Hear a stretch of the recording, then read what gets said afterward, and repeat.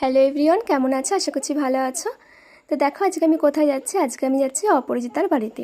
এই ভিডিওটা অনেক আগের, কিন্তু আজকে আমি ভিডিওটা দিচ্ছি কারণ এডিট করতে পারিনি, আর তখন এই ফোনটা ছিলও না, আমার আগের ফোনেই ভিডিওটা করা।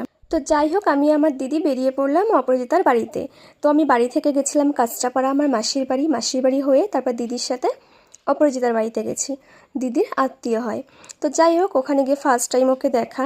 আর এটা প্রায় 2 বছর আগের ভিডিও। তো এটা যখন ও বাড়ির সামনে ভিডিওটা করতো, আর এখন তো সে রাস্তায় করে, এখন বলতে পারবো না তখন ঘোর আর এখনের বদল অনেক আকাশ পাতাল তফাৎ। যাই হোক, তো তখন কিছু কিছু লোক যেত, আর তখন সবেও উঠেছিল। তখন অনেকেই বলেছিল ওর সাথে কেউ দেখা করতে গেলে খারাপ ব্যবহার করে।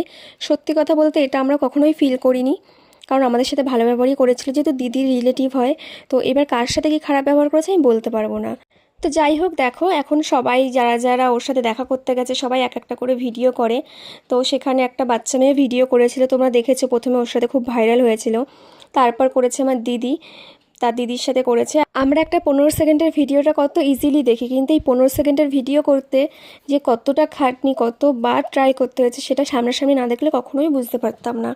তো একটা ভিডিও যতক্ষণ না পারফেক্ট হচ্ছে ততক্ষণ করছে, হাঁপিয়ে যাচ্ছে, গলা শুকিয়ে যাচ্ছে, রেস্ট নিচ্ছে তখন গরমের মধ্যে, কিন্তু তাও সে চেষ্টা করছে। আমরা দূর থেকে অনেকেই অনেক বাজে কথা বলতে পারি, কিন্তু বাজে কথা বলাটা উচিত নয়, যে করে সেই এর মর্মটা বোঝে। তো যাই হোক, দেখো এবার আমি হচ্ছে পাশে যে অপরাজিতারই ননদ হয় একটা, তার সাথে আমি একটু ট্রাই করছিলাম, তারপরে ওগুলোকে রিয়াজ করে টাইপের। তো দেরি হয়ে যাচ্ছিল বলে অপরাজিতার সাথে দেখা করে আমরা সোজা বাড়ির পথে যাচ্ছিলাম। তো বাড়ির পথে যাওয়ার আগে তখন দিদি বলল চল এক জায়গা থেকে ঘুরে আসি, কারণ অপরাজিতার বাড়ি থেকে আমার মাসির বাড়ি 5 মিনিটের দূরত্ব। তো মাসির সাথে দেখা করে তারপরেই মাসির বাড়িতে যাব, মানে আমার দিদির বাড়ি, ওটা একটা মাসি হয়। তো মাসির বাড়িতে গেলে তো আর খালি মুখে যেতে দেয় না।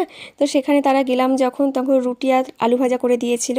তো তারপর আমরা খেয়ে দিয়ে বেরোতে একটু লেট হয়ে গেছিলো। তো তাড়াহুড়ো করেই খেয়ে তো সঙ্গে সঙ্গে বেরিয়ে গেছি, কারণ অনেকটা পথে যেতে হবে অপরাজিতার বাড়ি থেকে আমার মাসির বাড়ি। মিনিমাম 25 থেকে 25 মিনিট লাগে, 20-25 মিনিট লাগে। তো যাই হোক, আমরা এখন বাড়ির দিকে রওনা দিচ্ছি। তো কেমন লাগলো ভিডিওটা তোমরা প্লিজ কমেন্ট করে বলো। তো দেখো মাঝে মাঝে একটু শীতও লাগছিলো, কারণ বৃষ্টি হয়েছিল সেদিনকার। তো যাই হোক, বাড়িতে চলে এসে এটা আমার মাসি আর মেয়ে। তো আজকের মতন বাই, পরের দিন পরে ভিডিও নিয়ে আসবো। টাটা, ভালো থেকো তোমরা সবাই।